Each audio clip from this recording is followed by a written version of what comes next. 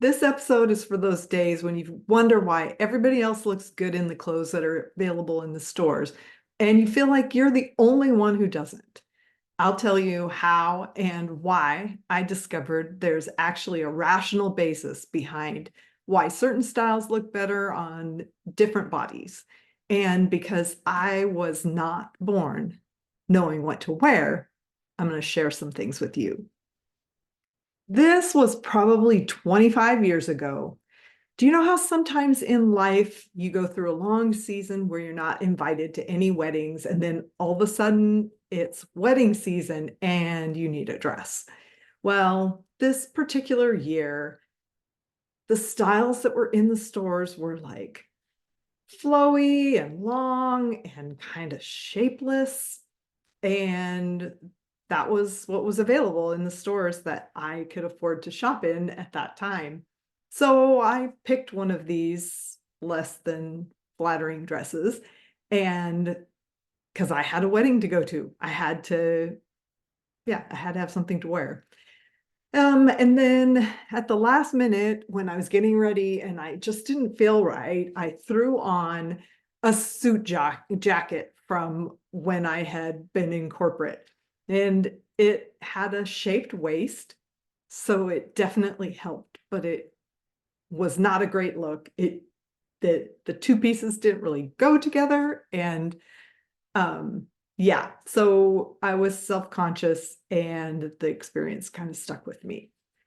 Around that time, I got into a conversation with a friend about why certain things looked good on some people and not on other people. And I really had no idea how to define this or figure out what it was going to be.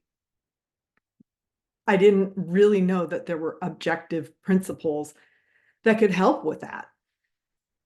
So my friend, she told me about this book by Carla Mathis, The Triumph of Individual Style. So the Triumph of Individual Style lays out basic artistic principles like line and shape and color, all the things, and it connects them to visual appearance as the application. So like you are a walking work of art, and how you dress, how you do your hair, what earrings you wear, all those things are your medium. This book uses for illustrations famous works of art, so it's super fun.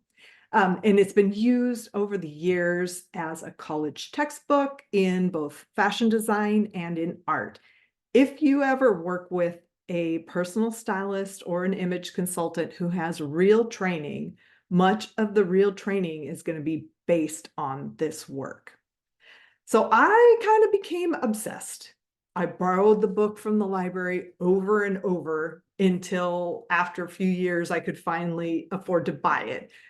Sadly, it's no longer in print, but at the time it was priced like a college textbook, which is expensive. And then I started a blog, and I blogged about it. I talked to all my friends about it, and I thought I was starting to get pretty good at understanding the principles and applying them and working them into my own wardrobe until I actually started training with Carla. Then I discovered several things I had been getting wrong. The first thing was I had my silhouette wrong. I thought I was a figure eight because I thought my shoulders were sloped, which my husband kept telling me that they weren't. But I thought that they were because sometimes I have trouble with bra straps slipping off. But anyway, the book says that rounded shoulders or sloped shoulders create a figure eight silhouette. But Carla has changed her mind since then, and shoulder shape is not used to determine silhouette, but hip shape is. So, I mean, going off the book, there was no way I was going to get that one right. But now, if you want to DIY, I've corrected that for you. So, the difference between an hourglass and a figure eight is what is the widest point of the hip. So if your shoulders and your hips are basically the same width visually, if you're looking at you from the front, you don't need to measure, and your waist is smaller. You're looking for whether the widest point of the hip is kind of at the top, like the pelvic bone, or is it at the thigh, the top of the thigh, the like thigh bone. So if your hip is widest at the top, like just a little bit below the waist, right where it would be really handy to have a shelf to set a toddler on, um, then you have the figure eight silhouette. If the widest point of your hip is at the top of your thigh, you are an hourglass. Did I say all that? If you have the hip shelf, you're a figure eight. Okay, I think I said it all. Another thing that I got wrong was I thought that I needed to wear bangs to visually balance because my head is slightly long relative to my body. But what I did not realize is that using bangs to shorten your head length, which is technically your face length, it only works when your hair contrasts with your skin. Since my skin is light yellow orange and my hair is light yellow white, there isn't enough contrast for that to work for me.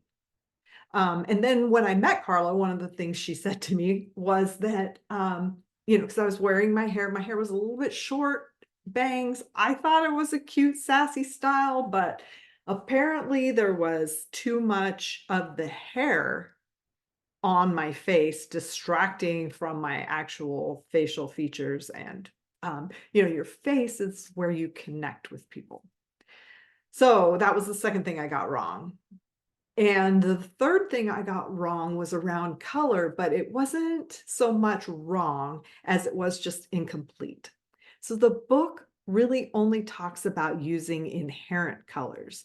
It goes into a lot of good information around resonances, which are really important for creating harmony, and also for, I think I've made a podcast on resonances, but I don't remember which one it was. Anyway, the resonance of color is like the particular kind of tinted or shaded that it is. Is it a pastel color, or is it toasted with a little bit of brown? Anyway, those things are really important for conveying like personality. It also the book has a lot of good information about color harmonies, and I shared a lot of that in a really recent episode, like maybe one or two back. So anyway, now, after all these years of experience down the road, when I build a custom palette for you, I use your inherent colors, which are the colors on your body, your hair, your eyes. There's usually multiple colors there, and your skin. But that's not all I use. I also use your visual favorites, and then I create a unique palette that harmonizes all these colors. So it's going to be a coherent palette that looks good on you. So those were the three things I got wrong. And now here's what I got right. One thing I almost never hear about, but I use it all the time, is the concept that tapered pants make your legs look longer. It really works. And if you are an hourglass who's having trouble giving up your skinny jeans, this could be why. So whenever like tapered styles of pants, like right now, wide pants are popular and they work great for a lot of people. And I'm wearing them. It works well for me. But whenever a tapered style pant comes in, I will usually buy that as quick as I can. Like last year, I think it was, I bought some like almost harem style pants, and they're so fun. And then they're tapered kind of at the bottom. And then I will wear those until, you kind of can't get away with it anymore. Stretch that style trend cycle as long as possible when it's something that works for you. I have really short legs, so that's why it works for me. So the homework for this episode is, if you have read The Triumph of Individual Style, and you have questions on applying it, send me an email at hello@signaturestylesystems.com and I will answer you. If you haven't read it, why not check your library and see if you can find it? Pretty much all of the artistic principles taught in The Triumph of Individual Style are part of my complete package, The Sabbatical. In addition, I take you on a deep dive into your personality type and your essential aesthetic. You can learn more at my website, signaturestylesystems.com. And I just wish you to have fun being you. Thanks for watching/listening.